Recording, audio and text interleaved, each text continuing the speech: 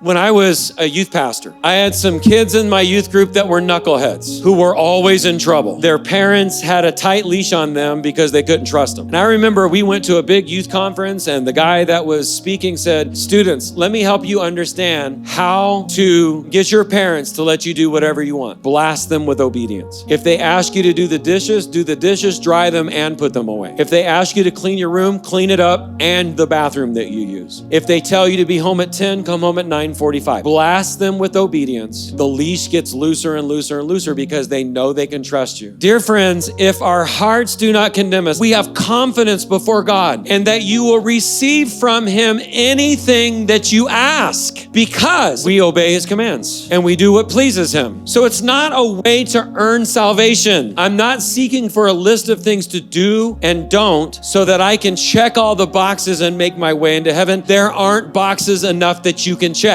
That's not what we're talking about here. What are we talking about? We're saying my heart is different. My motivation is different. This is the secret to answered prayer because you're coming to God not necessarily for what you can get from him, but what you can give to him. This is the way of the kingdom. The way up is down. It's descending into greatness. Jesus said, whoever wants to be great in the kingdom must learn to be the servant of all. It's just like the famous verse from Psalm 37. My best friend, Pastor Kent Bernard, he was still single. She was a senior in high school. And I remember in his Bible, he had a picture of Kimberly stuck right in Psalm 37 with the verse underlined, "Delight yourself in the Lord, and he will give you the desires of your heart." Do you know why that's so powerful? It's because when you delight yourself in the Lord, your heart changes and you start delighting in what he delights in. And then he gives you the desires of your heart because your heart is different and changed. Family, I just want to say this before we pray the blessing.